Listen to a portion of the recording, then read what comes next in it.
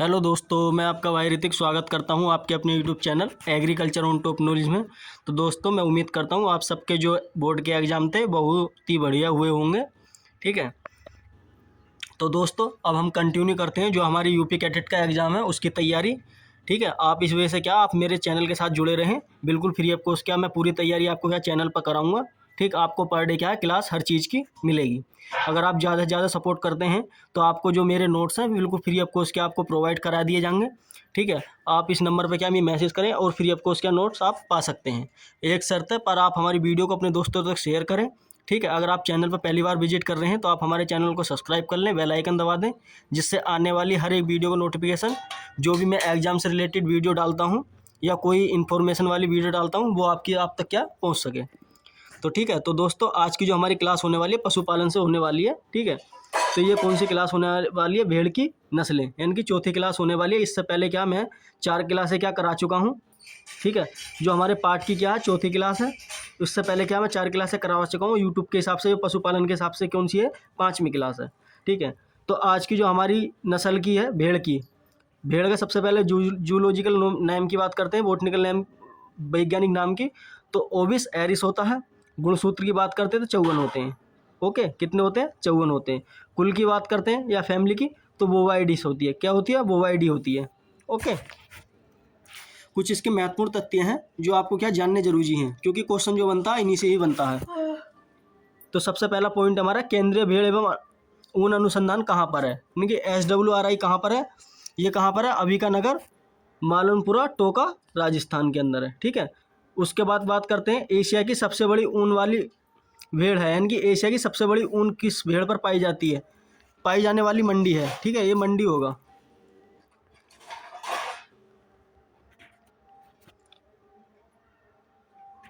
मंडी की बात होगी तो सबसे ज़्यादा एशिया की सबसे बड़ी मंडी लगती है उनकी, कहाँ लगती है? बीकानेर के अंदर लगती है। ठीक है, कहाँ? बीकानेर के अंदर। राजस्थान का क्या भेड़ का घर क्या कहा जाता है? राजस्थान में क्या सबसे ज़्यादा भेड़ें पाली जाती हैं। आपसे एग्जाम में पूछ सकता है कि भेड़ों का घर किसे कहा जाता है भारत के अंदर, तो राजस्थान को क्या भारत के अंदर क्या भेड़ों का घर कहा जाता है। भेड़ में परजीवी होते हैं, जो उन पर क्या है परजीवी लगे हुए होते हैं, उन्हें क्या म्यूजियम के नाम से क्या जाना जाता है, उन्हें क्या कहा जाता है। ओके, भेड़ की पूंछ काटने की क्रिया को क्या कहते हैं? डोकिंग कहते हैं। क्या कहते हैं? डोकिंग कहते हैं। ये कितने दिन के अंतर से करी जाती है? जब क्या हमारा भेड़ भी आती है उसके क्या 7 से 15 दिन के अंतर में हम क्या कर देते हैं। इससे क्या होता है? इसे काटने से ये होता है जब हमारी क्या भेड़ चरने जाती है तो उससे क्या कुछ जो चीज़ है वो ना लगती है उसकी ऊन की, यानी कि ऊन की क्या जो कंडीशन है वो ख़राब ना हो, यानी कि क्वालिटी उसकी बरकरार बनी रहे, इसलिए क्या हम भेड़ों की पूंछ काट देते हैं। ओके, भारत में मान्यता प्राप्त भेड़ों की नस्लें कितनी है? 44 हैं। कितनी है? 44 हैं। ठीक, विश्व की सबसे बड़ी नस्ल कौन सी है? लिकलोन। लिकलोन जो है विश्व की सबसे बड़ी नस्ल है किसकी? भेड़ की, जो कहाँ पाई जाती है? इंग्लैंड के अंदर। आगे चलते हैं, अगला पॉइंट देखते हैं। अगला पॉइंट कह रहा है कि भारत में सबसे ऊंची नस्ल कौन सी है? तो नेलोरी नस्ल है भेड़ की, वो सबसे ऊंची क्या मानी जाती है भारत के अंदर। भारत में मटन हेतु सर्वोत्तम नस्ल कौन सी है? यानी कि मटन जो भेड़ का हम क्या मांस खाते हैं मटन बोलते हैं, भेड़ के मांस को हम क्या बोलते हैं? मटन बोलते हैं। तो कौन सी हमारी? डेकनी है। कौन सी हमारी? डेकनी है। ठीक है, उसके बाद अगला पॉइंट है सबसे लंबे कानों वाली नस्ल कौन सी है? लोही। इंपॉर्टेंट है, आपसे पूछेगा सबसे लंबे कानों वाली नस्ल कौन सी है? लोही। ये कहाँ पाई जाती है? पाकिस्तान के अंदर। आगे चलते हैं, अब बात करते हैं जो सबसे पहले वो ब्रीडिंग का काम करा था भेड़ों पर, वो किसने करा था उसके बारे में जान लेते हैं। क्लोन द्वारा क्या भेड़ की नस्ल तैयार की जाती है, वो कौन सी थी? डोली नस्ल थी। क्लोन के द्वारा तैयार करी गई थी, डोली नस्ल थी। किसकी? भेड़ की। तो डॉक्टर ईरान विलगुट ने क्या उस पर काम करा था। महत्वपूर्ण तिथि हैं कुछ, उसके बारे में थोड़ी जान लेते हैं। जन्म का समय क्या था? 5 जुलाई 1996। ठीक है, जो हमारी डोली नस्ल क्या है निकली थी, ये कहाँ से निकली थी? रोजलिंग इंस्टीट्यूट द्वारा क्या निर्माणित की गई थी, कहाँ से? न्यूजीलैंड से। ओके, अब क्या है आगे देखते हैं भेड़ों का वर्गीकरण। क्या भेड़ों को हमने किस आधार पर बांट रखा उसके बारे में थोड़ी हम चर्चा कर लेते हैं। वातावरण के आधार पर राइट वैज्ञानिक द्वारा, एक साइंटिस्ट थे राइट, उन्होंने क्या बांटा था किसके आधार पर? वातावरण के क्लाइमेट की कंडीशन के आधार पर। सबसे पहला जो है उत्तरी हिमालय क्षेत्र। उत्तरी हिमालय क्षेत्र जो है कौन सा? जम्मू कश्मीर जो आता है एरिया, उत्तराखंड आता है, हिमाचल प्रदेश या पहाड़ी क्षेत्र, जितना भी आएगा वो उत्तरी हिमालय क्षेत्र में क्या आता है। इसके अंदर कौन कौन सी नस्लें हैं जो पाई जाती हैं? गुर्रेज है, गद्दी है,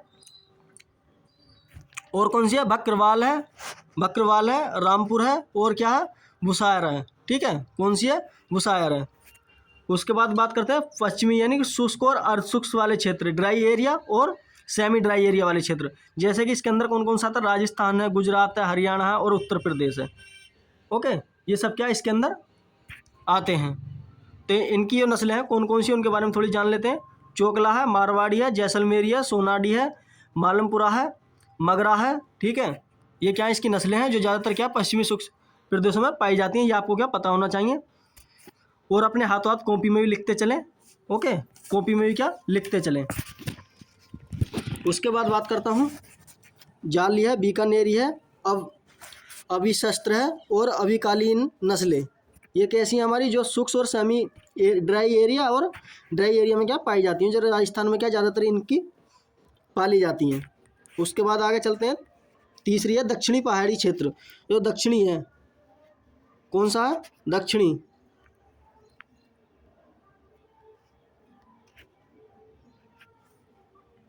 दक्षिणी की बात करते हैं तो नीलगिरी की पहाड़ियों का जो हिमालय क्षेत्र पर्वत है उसकी बात।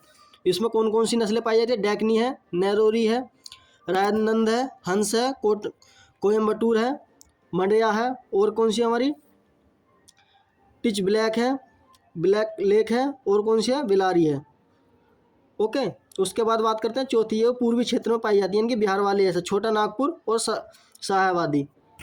उसके बाद बात करते हैं विदेशी नस्लें। ये आपको पता होना चाहिए ज़्यादातर क्या विदेशी नस्लों से क्या आप एग्जाम में क्या पूछता है, इंपॉर्टेंट है ये वाली। मोरिना जो नस्ल है स्पेन की नस्ल है। काराकुल कहाँ की है, मध्य एशिया की है। लिकलोन कहाँ की है, इंग्लैंड की है। डोरेसेट कौन कहाँ की है, इंग्लैंड की है।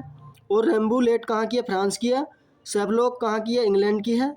और कौन सी हमारी कोरी रेड कहाँ की है, कोरीडेल कहाँ की है, न्यूजीलैंड की है। ओके, ये कैसी हमारी 7 नस्लें हैं, कौन सी, विदेशी, जो विदेश से क्या पाई जाती हैं, विदेशी नस्लें हैं। उसके बाद बात करते हैं आगे, अब एक एक नस्ल के बारे में हम थोड़ी थोड़ी क्या जानकारी करते हैं। कौन सी नस्ल क्या किस काम आती है उसके बारे में जानते हैं और कहाँ पाई जाती है। मैरिनो, सबसे पहली जो नस्ल है हमारी मैरिनो है, इसका ओरिजिन की बात करते हैं तो स्पेन माना जाता है। ठीक है, ये कहाँ की है, विदेशी नस्ल है। वितरण की बात करते हैं, हमारे इंडिया के अंदर राजस्थान में, तेलंगाना में, जयपुर में और सीकर में क्या है देखने को मिलती है, यानी कि पाली जाती है। इसकी क्या क्या विशेषता है उनके बारे में थोड़ी जानकारी कर लेते हैं। विश्व में सबसे अधिक ऊन उत्पादन होता है, इंपॉर्टेंट ये वाला। ठीक है, सबसे ज़्यादा ऊन प्राप्त देने वाली उत्पादन करने वाली कौन सी है, मैरिनो।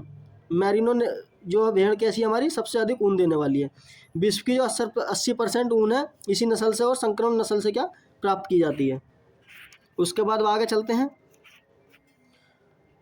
क्या है, मोर और खुर तक क्या इसमें संपूर्ण बाल होते हैं, मुंह से लेकर और जो उसके खुर होते हैं उसमें क्या है संपूर्ण बाल पाए जाते हैं। और सर्वोत्तम क्या है, ऊन मानी जाती है, यानी कि सबसे अच्छी क्या है इसकी ऊन मानी जाती है।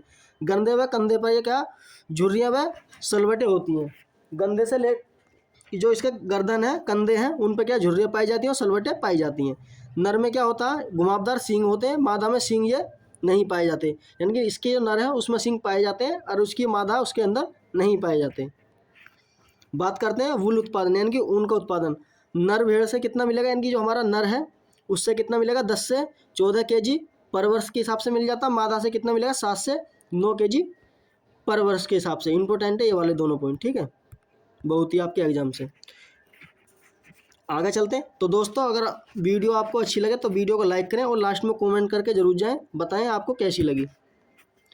फिर उसके बाद बात करें चोखला या छपरा या शेखावाटी नस्लें। ठीक है, इसके क्या चोखला के 3 नाम है, 2 नाम और एक्स्ट्रा हैं, इसे क्या आपको पता होना चाहिए क्योंकि कुछ भी पूछ सकता है आपसे। उत्पत्ति की स्थान की बात करते हैं, जो शेखावाटी का क्षेत्र है सीकर और चूक, इसमें क्या ये पाई जाती है, यानी कि यहाँ से इसकी उत्पत्ति हुई थी। वितरण स्थान की बात करते हैं, जोधपुर, नागपुर और बीकानेर। ओके, इसके क्या वितरण स्थान है। विशेषता की बात करते हैं, इसकी क्या विशेषता है, यह भारत की क्या मोरिनोन नस्ल पाई जाती है। ये कहाँ की है, भारत की है। ठीक, बोनिरो यानी कि सबसे अधिक ऊन देने वाली भारत की नस्ल कौन सी है, चोखला। ठीक, उसके बाद बात करते हैं इसके रंग की बात कर लेते हैं। रंग सफ़ेद, चेहरा गहरा कैसा भूरा होगा। मोमना जो इसके मेमना होंगे मृत्यु की दर अधिक पाई जाती है। इसके ये मेमने होते हैं जो इसके बच्चे होते हैं उनमें क्या ज़्यादा मृत्यु होती है और ये कम क्या दूध भी हमें क्या इनसे मिलता है। इसकी जो नाक है रोमन नाक होगी और चेहरा कैसा होगा, ऊन रहित होगा। ठीक है, ऊन उस पर क्या रहती है। ऊन वर्ष में क्या 2 बार काट सकते हैं। ठीक है, जो चोखला की ऊन है हम क्या बार काट सकते हैं, साल में 2 बार। ओके, देखो पॉइंट वाइज इस वजह लाया हूँ जिससे कि आप क्या याद कर सकें। उनकी महीन मध्यम में क्या उत्तम होती है। इसकी जो है ऊन बहुत ही महीन होती है और मध्यम होती है और अच्छी होती है। ऊन में लाभदायक क्या है, लंबे धागे क्या बनाए जाते हैं। इसकी जो है इसकी ऊन से लाभदायक धागे क्या लंबे बनाए जाते हैं। ऊन के उत्पादन की बात करते हैं तो कितनी मिल जाती है एक वर्ष के अंदर, 1.5 से लेकर 2.5 kg के पर वर्ष के हिसाब से क्या हमें मिल जाती है एक भेड़ से। उसके बाद बात करते हैं काराकुल नस्ल। काराकुल नस्ल है, उत्पत्ति मध्य एशिया है, इराक, ईरान और अफगानिस्तान में क्या है ओरिजिन माना जाता है। इसका विशेषता की बात करते हैं, प्लेट हेतु कौन सी प्लांट हेतु प्रसिद्ध नस्ल है। ठीक है, एक प्लांट होती है उसके लिए क्या बनाई जाती है उससे, तो उसके लिए प्रसिद्ध नस्ल है। काराकुल नस्लों में मेमनों की कम उम्र में ही क्या है घुंघरालू ऊन वाली खाल जो है प्राप्त कर लेते हैं। इससे करने के लिए इसे क्या हम पाला जाता है। जो इसके जो मेमने होते हैं उन्हें क्या बचपन में मार देते हैं, जो उनकी खाल होती है उसका ज़्यादातर क्या उपयोग करते हैं। इस भेड़ को इसलिए क्या ज़्यादातर पाला जाता है। उपयोग की बात करते हैं तो टोपी बनाई जाती हैं, जो आप टोपी ओढ़ते हैं। सर्दियों में महंगे वस्त्र भी क्या बनाए जाते हैं इसके मांस, इसकी जो खाल है उससे। और क्या है मांस हेतु क्या बहुत ही उपयोगी है। ठीक है, यानी कि इसका क्या मांस भी खाया जाता है, यानी कि मटन भी खाया जाता है। अगली बात करते हैं, चौथी नस्ल है हमारी मालपुरा नस्ल। कौन सी है मालपुरा नस्ल। उत्पत्ति की स्थान बात करें टोंका, जयपुर, सवाई माधोपुर, बुंदू और अजमेर। ये क्या उत्पत्ति स्थान क्या माना जाता है। विशेषता की बात करते हैं, मैदानी एवं पहाड़ी क्षेत्रों में ये भागों में पाई जाती है। ऊन मोटी और निम्नलिखित श्रेणी की होती है। और अगला पॉइंट क्या रहा है इसका, क्या ऊन में क्या है ऊन से क्या नमदे बनाए जाते हैं और गलीच भी क्या तैयार करे जाते हैं। ओके, इंपॉर्टेंट है इस वाली नस्ल का ये वाला पॉइंट। ऊन उत्पादन की बात करते हैं, 1 से 1.5 kg पर वर्ष के हिसाब से क्या हमें मिल जाती है। ये भी क्या मांस के लिए ज़्यादा पाली जाती है। अगली नस्ल है पाँचवीं जैसलमेरी नस्ल। कौन सी है जैसलमेरी नस्ल। वितरण स्थान की बात करते हैं, राजस्थान का जैसलमेर जिला है, जोधपुर और बाड़मेर इसका उत्पत्ति स्थान और क्या है वितरण स्थान की दोनों बात कर लो। विशेषता की बात करते हैं, इसे शुष्क रेगिस्तानी के नाम से इंपॉर्टेंट है। शुष्क रेगिस्तानी की नस्ल कौन सी है जैसलमेरी। विपरीत परिस्थितियों में भी क्या 3 से 4 दिन बिना खाए पिए रह सकती है। राजस्थान में लंबी व भारी नस्ल मानी जाती है। ऊन में क्या इस पर 2 बार काट ली जाती है साल में। अगली नस्ल है छठी मारवाड़ी नस्ल। वितरण स्थान की बात करते हैं, मारवाड़ का क्षेत्र है पाली, जैसलमेर, जोधपुर, सिरोही, बाड़मेर, नागौर। ये क्या है इसका वितरण स्थान है, यानी कि उत्पत्ति स्थान माना जाता है मारवाड़ी नस्ल का। क्या क्या विशेषता है इनके बारे में क्या देख लेते हैं। यह नस्लें अन्य भेड़ों की तुलना में अधिक क्या स्वस्थ रहती हैं। ओके, तापीय जीवन कितना है इनका, मतलब कितना टेम्परेचर सहनशील कर सकती हैं, 42 से 47 डिग्री तक क्या सहनशील कर सकती हैं। ठंड व गर्मी मौसम में क्या प्रतिरोधक क्षमता क्या अधिक रखती हैं, यानी कि ठंड सहने की और गर्मी सहने की क्या क्षमता रखती हैं। वनस्पति के अभाव में क्या पड़ोसी राज्यों में क्या जानी जाती है। इंपॉर्टेंट पॉइंट है ये वाला, जो ज़्यादातर मैंने लाल कर रखे हैं PDF में, वो बहुत ही इंपॉर्टेंट है। ठीक है, इसके पैर लंबे व मजबूत होते हैं, बहुत ही फुर्तीली व लंबा सफर तय करने में क्या अच्छी रहती है। कान छोटे व मुड़े हुए होते हैं। ऊन उत्पादन की बात करते हैं, इसका भी क्या है 1.5 से लेकर 2.5 kg तक क्या हमें ऊन प्राप्त हो जाती है। ठीक है, उसके बाद आगे चलते हैं, 7वीं नस्ल देखते हैं सोनाडी। कौन सी है सोनाडी नस्ल। वितरण स्थान की राजस्थान का जयपुर, उदयपुर। ठीक है, राजस्थान का जो उदयपुर है वो जिला। उसके बाद बात करते हैं विशेषता, यह दुधारू नस्ल है, इंपॉर्टेंट है ये वाला पॉइंट। और क्या तिरवाही नस्ल है, इनकी 3 प्रकार से क्या हम इसे उपयोग कर सकते हैं। चेहरा हल्का कैसा होता है इसका, भूरा चेहरा होता है सोनाडी का। ओके, उसके बाद बात करते हैं कान लंबे, चरते समय क्या ज़मीन से लटक जाते हैं इसके कान। ये भी इंपॉर्टेंट पॉइंट है, आपसे पूछ सकता है कि ऐसी कौन सी नस्ल है जिसके कान क्या चरते समय ज़मीन से लटक जाते हैं, तो वो कौन सी हमारी सोनाडी। ठीक है, कौन सी है सोनाडी। उसके बाद बात करते हैं शरीर बड़ा व सुविकसित होता है। दूध की उत्पादन की बात करते हैं, 1 से 1.5 लीटर क्या पर दिन से हमें दूध भी प्राप्त हो जाता है। 8वीं नस्ल है उसे देख लेते हैं, वो क्या कह रही है। वितरण स्थान की बात करते हैं, गंगानगर का जो हनुमानगढ़ है वहाँ से प्राप्त होती है। इसकी ऊन क्या पीले रंग की होती है, इंपॉर्टेंट है ये दोनों पॉइंट। ऊन उत्पादन की बात करते हैं, 2 से 4 किलोग्राम पर वर्ष क्या हमें मिल जाती है। 9वीं नस्ल है डैकनी नस्ल, इसके बारे में देख लेते हैं। उत्पत्ति की बात करते हैं तो महाराष्ट्र, करनाल और मध्य प्रदेश में क्या पाई जाती है। यह मांस मटन के लिए भी प्रसिद्ध है, यानी कि इसका क्या ज़्यादातर हम मांस यूज़ करते हैं। ठीक है। अगली नस्ल है हमारी कौन सी, 10वीं मुगल नस्ल। ये भी भेड़ की बहुत ही इंपॉर्टेंट नस्ल है। इनके क्या आपको पॉइंट पता होने चाहिए बस। इसका उत्पत्ति स्थान की बात करते हैं, बीकानेर माना जाता है। और क्या सर्वोत्तम भारतीय ऊन उत्पादन के लिए प्रसिद्ध है। बहुत ही इंपॉर्टेंट है आपके यूपी कैडेट के एग्जाम से और आईसीआर के एग्जाम से। अगली नस्ल देखते हैं। अगली नस्ल है भेड़ की संकर नस्लें, जो क्या हाइब्रिड नस्लें, जिन्हें इंग्लिश में बोलते हैं हाइब्रिड। ठीक है, जो क्या क्रॉस करके क्या बनाई गई हैं। तो वो कौन कौन सी हैं, अवधिकालीन नस्लें। यह नस्लें क्या CSWRI यानी कि केंद्रीय ऊन अनुसंधान संस्था द्वारा विकसित की गई हैं। यह कैसी है, राम बुलेट नस्लें। सबसे पहले कौन सी, राम बुलेट नस्लें कौन किससे बनी हुई थे, जो मैरिनो है नर है, और क्या मालपुरी की नस्ल का संकरण कराया गया, उससे क्या तैयार करी गई है। कारपेटा ऊन उत्पादन में करने वाली क्या नस्ल है। ओके। टपिंग क्या है, निषेचन की क्रिया कितनी परसेंट होती है इसमें, 97.93% होती है। इसकी जो जन्म दर होती है कितनी होती है, 80.47% क्या इसकी जन्म दर होती है, कौन सी, अल्पकालीन नस्ल की। इसके ऊन उत्पादन की बात कर लेते हैं, कितना अल्पकालीन ऊन का कितना होता है, 2 से 4 kg क्या हमें ऊन क्या प्राप्त हो जाती है। अगली है अब अविवस्त्र नस्ल कौन सी है, ये भी क्या हमारी केंद्रीय अनुसंधान से क्या विकसित करी गई है। संकरण किस किस का, राम बुलेट नस्ल का और मैरिनो नर का और चोकला, यानी कि 3 का क्या है क्रॉस है। ये इंपॉर्टेंट है, आपको पता होनी चाहिए किस किस का क्रॉस है, वो आपको क्या पता होनी चाहिए। इसकी जो वार्षिक जन्म दर है यानी कि 93.31 क्या इसकी जीवित रहती है ज़्यादातर, इतने परसेंट 100 में से। ऊन की बात कर लेते हैं। ऊन इसकी क्या है, बारीक होती है। कैसी ऊन होती है, बारीक होती है। ऊन का उत्पादन कितना हो जाता है, 2 से 4 किलोग्राम क्या ऊन का उत्पादन हो जाता है। ओके। उसके बाद बात करते हैं बहुत ही इंपॉर्टेंट आपके एग्जाम से, वेरी इंपॉर्टेंट नस्ल है ये वाली, हिसार डेल नस्ल। ये कहाँ की है, संकर के बीकानेर नस्ल से और मैरिनो नर है। ठीक है, इनका क्या है क्रॉस कराई गई, दो से क्या क्रॉस करा के तब क्या तैयार करी गई है। ओके।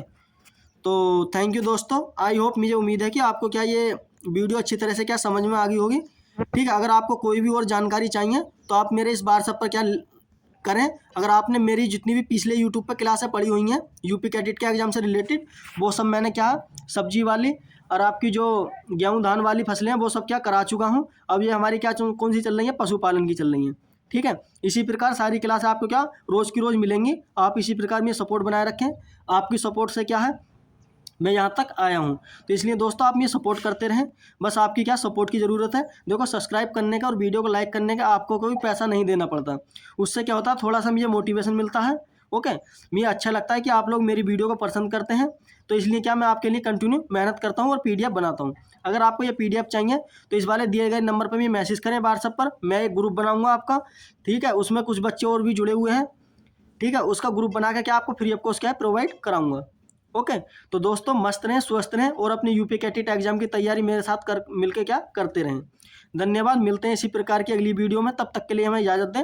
मस्त रहें, स्वस्थ रहें।